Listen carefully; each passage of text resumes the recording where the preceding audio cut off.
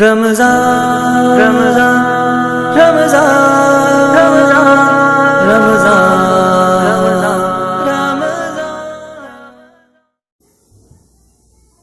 السلام علیکم ورحمۃ اللہ وبرکاتہ۔ الحمد للہ رب العالمین والصلاة والسلام علی سید المرسلین وعلی آلہ واصحابہ اجمعین، اما بعد۔ آج کے درس کا عنوان ہے کامیابی کی شرطیں۔ حضرات، قرآن شریف میں اللہ تبارک و تعالی نے جگہ جگہ وہ صفات ذکر فرمائی ہیں جن کو اختیار کر کے انسان کامیابی حاصل کر سکتے ہیں۔ سورہ مومنون کے شروع میں بھی اللہ تبارک و تعالی نے ایسی بنیادی باتیں بیان فرمائی ہیں اور ان پر روشنی ڈالی ہے جن کے بغیر کامیابی حاصل نہیں ہو سکتی۔ اللہ تبارک و تعالی نے کامیابی کو انہی شرائط پر معلق اور مشروط کیا ہے کہ اگر یہ شرطیں پائی جا رہی ہیں تو کامیابی حاصل ہونا یقینی ہے، اور یہ شرطیں نہیں ہیں تو کامیابی کا خیال وہ حماقت ہے۔ اللہ تبارک و تعالی نے ارشاد فرمایا، قد افلح المؤمنون الذین هم فی صلاتهم خاشعون، کہ کامیابی کو پہنچ گئے وہ مومن جو اپنی نمازوں کو خشوع کے ساتھ ادا فرمانے والے ہیں۔ سب سے پہلی صفت ایمان و یقین ہے، جس کے بغیر کوئی نیک اعمال معتبر نہیں۔ ایمان و یقین ایسا جو دل کی گہرائی میں بسا ہوا ہو۔ انما المؤمنون الذین آمنوا باللہ ورسولہ ثم لم یرتابوا، مومن تو وہ ہیں جو اللہ اور اس کے رسول پر ایمان لائے اور پھر ذرہ برابر بھی شک میں مبتلا نہیں ہوئے، جان و مال سب اس کے راستے میں لگانے کے لیے تیار ہو گئے۔ یہی لوگ سچے ہیں۔ دوسری شرط اللہ تبارک و تعالی نے نماز میں خشوع قرار دی ہے۔ نماز میں خشوع نماز کی روح ہے، جس کے بغیر اللہ کی بارگاہ میں نماز قبول نہیں ہوتی۔ خشوع کا مطلب سکون و اطمینان، اللہ تبارک و تعالی کا ڈر، اس کی تعظیم اور ہیبت کا استحضار، اس کے جلال اور کبریائی کا خیال۔ خشوع دل میں بھی ہوتا ہے اور اعضاء و جوارح سے بھی ظاہر ہوتا ہے۔ اگر اعضاء و جوارح میں خشوع ہے لیکن دل خشوع سے خالی ہے تو اس کو صحابہ کرام نے نفاق کا خشوع قرار دیا ہے۔ لیکن دل میں اگر خشوع ہے تو ضرور بالضرور وہ انسان کے جسم سے بھی ظاہر ہوگا۔ اسی لیے کسی بزرگ نے جب ایک شخص کو دیکھا کہ داڑھی سے کھیل رہا ہے تو فرمایا، لو خشع قلب هذا لخشعت جوارحه، کہ اگر اس شخص کے دل میں خشوع ہوتا تو اس کے اعضاء سے بھی خشوع ٹپکتا۔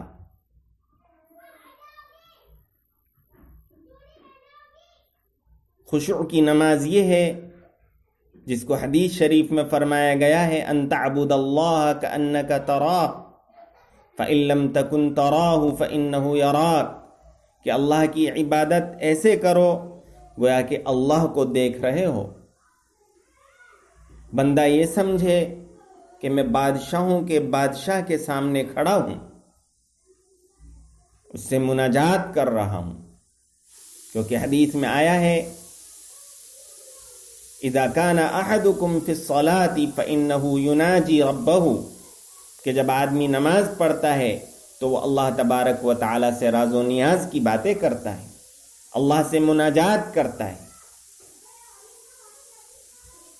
لہذا کتنا بدبخت ہے وہ شخص جو بادشاہوں کے بادشاہ کے دربار میں کھڑا ہو اور بادشاہ اس کی طرف متوجہ ہو اور وہ اس سے توجہ کو دوسری طرف ہٹا لے۔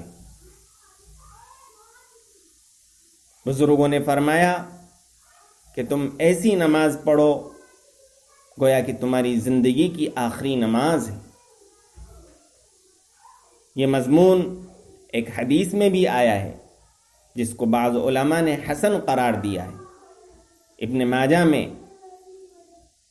یہ حدیث آئی ہے صلی صلاۃ مودع، کہ اس شخص کی طرح سے نماز پڑھو جو دنیا کو الوداع کہہ رہا ہو۔ کسی بزرگ نے فرمایا کہ نماز کے وقت جنت کو دائیں طرف اور جہنم کو بائیں طرف اور پلسرات کو اپنے قدموں کے نیچے تصور کرو۔ خشوع کا تعلق دل سے بھی ہے، عقل سے بھی ہے اور اعضاء سے بھی ہے۔ دل کا خشوع یہ ہے کہ اللہ کے جلال اور اس کی عظمت کا تصور اس پر طاری ہو۔ عقل کا خشوع یہ ہے کہ پڑھے جانے والے کلام پر غور و فکر کر رہی ہو۔ اعضاء و جوارح کا خشوع یہ ہے کہ اطمینان اور سکون ظاہر ہو رہا ہو، نظریں جھکی ہوئی ہوں۔ حضور پاک صلی اللہ علیہ وسلم نے ارشاد فرمایا اول ما یرفع من هذه الامہ الخشوع، کہ اس امت سے سب سے پہلے خشوع کی صفت اٹھائی جائے گی۔ اس لیے ہمیں کوشش کرنا چاہیے کہ ہماری نمازوں میں خشوع و خضوع پایا جائے، ذلت ہو، اللہ تبارک و تعالی کے سامنے آہوزاری ہو، اللہ تبارک و تعالی کے وعدوں پر یقین ہو۔ دوسری صفت اللہ تبارک و تعالی نے یہ فرمائی والذین هم عن اللغو معرضون، کہ جو لغو کاموں سے اعراض کرتے ہیں۔ یہ نماز کا اثر ہے کہ نماز جب جاندار اور پائیدار ہوگی، خشوع اور خضوع والی ہوگی، تو وہ برائیوں سے روکنے والی ہوگی۔ ان الصلاۃ تنہی عن الفحشاء والمنکر، نماز بے حیائی اور بری باتوں سے روکتی ہے۔ لہذا اللہ تبارک و تعالی نے فرمایا کہ وہ لغو کاموں سے اعراض کرتے ہیں۔ مومن جس کے مقاصد بلند ہیں، جس کی ہمت اعلیٰ اور ارفع ہے، وہ لغو کام میں کیسے مبتلا ہو سکتا ہے؟ اللہ کے رسول صلی اللہ علیہ وسلم نے ارشاد فرمایا من حسن اسلام المرء ترکہ ما لا یعنیہ، کہ آدمی کے دین اور ایمان کے کمال کی بات یہ ہے کہ وہ لا یعنی چیزوں سے اعراض کریں۔ اللہ تعالیٰ نے فرمایا وَإِذَا مَرُّوا بِاللَّغْوِ مَرُّوا كِرَامًا، کہ مومن لغو کام سے گزرتے ہیں تو شریفانہ گزر جاتے ہیں۔ وَإِذَا سَمِعُوا اللَّغْوَ أَعْرَضُوا عَنْهُ، جو لغو سنتے ہیں تو اس سے اعراض کرتے ہیں۔ لغو کیا ہے؟ ہر وہ چیز جس میں دنیا اور آخرت کا کوئی فائدہ نہ ہو، فضول، بیکار، بیہودہ اور لا یعنی چیز۔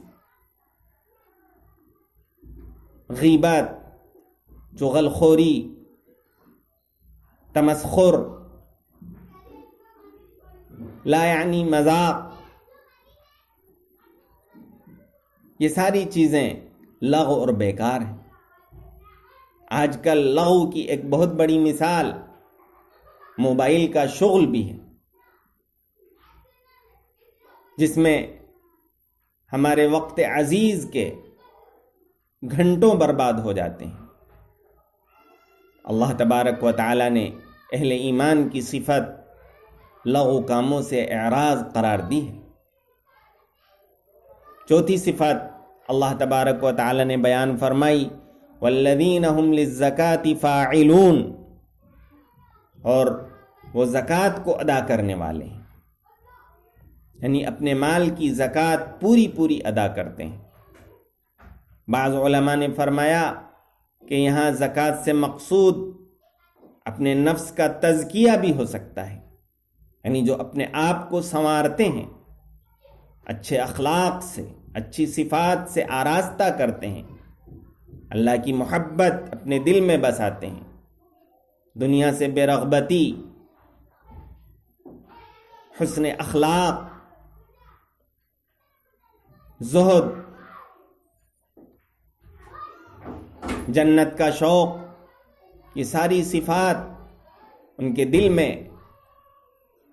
دل میں ہوتی ہیں، تو اس کو تزکیہ کہا جاتا ہے۔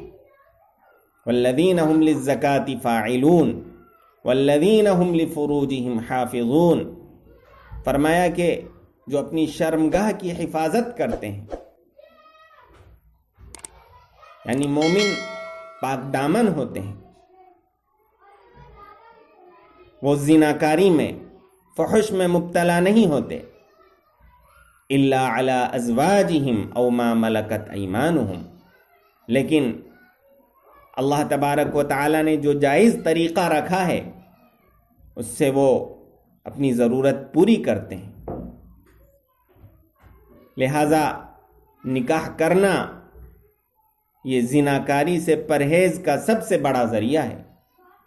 حضور صلی اللہ علیہ وسلم نے ارشاد فرمایا، یا معشر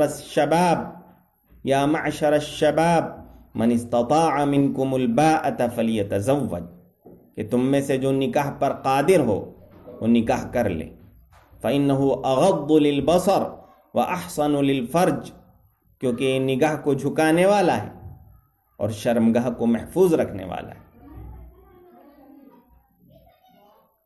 آگے اللہ تبارک و تعالی نے ارشاد فرمایا، والذین هم لأماناتهم وعہدهم راعون، کہ جو اپنی امانتوں اور اپنے وعدوں کا خیال کرتے ہیں۔ امانتوں کا لفظ اللہ تبارک و تعالی نے جمع استعمال کیا ہے۔ امانتیں ہر طرح کی، مال کی امانتیں، راز کی امانت، کوئی اگر آپ سے مشورہ لے رہا ہے تو یہ بھی امانت ہے، اگر اس کو غلط مشورہ دیں گے تو یہ امانت میں خیانت ہوگی۔ مجلس کی امانتیں، اسی طریقے سے اللہ تبارک و تعالیٰ کی امانت، جو اللہ تبارک و تعالیٰ نے دین ہمیں عطا فرمایا ہے، وہ اللہ کی امانت ہے۔ امانت میں خیانت کرنا اور وعدہ خلافی کرنا یہ منافق کی پہچان ہے، اور مومن کی شان یہ ہے کہ وہ امانت دار ہو۔ اگر اس کے پاس کروڑوں روپے کی دولت کوئی امانت رکھ دے تو اس کو ذرہ برابر بھی ڈر اور خوف نہ ہو کہ یہ شخص اس میں خیانت کر سکتا ہے۔ امانت امن سے نکلا ہے، یعنی پورا بھروسہ ہو، جو چیز سونپی گئی ہے، جو کام تفویض کیا گیا ہے، اس کو آپ پورے طور پر ادا کرنے والے ہوں. یہ امانت داری ہے. وعدوں کا پاس و لحاظ رکھنا یہ مومنوں کی اہم صفت ہے، جس کے بارے میں آج کل بڑی بے پرواہی برتی جاتی ہے. آخری صفت اللہ تبارک و تعالی نے والذین هم علی صلواتہم یحافظون، نمازوں کی حفاظت کرنا قرار دی ہے، جو اپنی نمازوں کی حفاظت کرتے ہیں. پہلی صفت نماز میں خشوع اختیار کرنا، اور آخری صفت نماز کی حفاظت کرنا. خشوع نماز کے اندر کی صفت ہے، اور نماز کی حفاظت یہ نماز کے شرائط سے بھی تعلق رکھتی ہے، نماز کے اوقات سے بھی تعلق رکھتی ہے، اور نماز کی اندرونی حقیقت اور کیفیت سے بھی تعلق رکھتی ہے. کہ نماز کے لیے اچھے طریقے سے وضو کیا جائے، اچھے طریقے سے تیاری کی جائے. خذوا زینتکم عند کل مسجد. اسی طریقے سے نماز کے صحیح وقت کا خیال رکھا جائے. الصلاۃ علی میقاتہا، نماز کو ٹالا نہ جائے. من فاتتہ الصلاۃ فکأنما وطر اہلہ ومالہ او اہلہ ومالہ. فرمایا کہ جس کی عصر کی نماز فوت ہو گئی تو گویا کہ اس کے بیوی بچے سب لٹ گئے، اس کا مال و دولت چھین لیا گیا. اللہ تبارک و تعالی نے نماز میں لاپرواہی کرنا یہ بربادی کی علامت بتایا ہے، اور اس پر بربادی کی خوشخبری اللہ تبارک و تعالی نے سنائی ہے. فویل للمصلین الذین هم عن صلاتهم ساہون، کہ ایسے نمازیوں کے لیے بربادی ہو جو اپنی نمازوں میں لاپرواہی برتتے ہیں. اس میں دونوں باتیں آتی ہیں، یعنی نماز کے اوقات کا خیال نہیں کرتے، اور دوسری بات یہ کہ نماز کے خشوع کا خیال نہیں کرتے. لہذا ہمیں چاہیے کہ ہم ان تمام صفات کو اپنی زندگی میں اپنائیں تاکہ کامیابی کامرانی ہمارے قدم چومیں. اللہ تبارک و تعالی ہمیں عمل کرنے کی توفیق عطا فرمائے.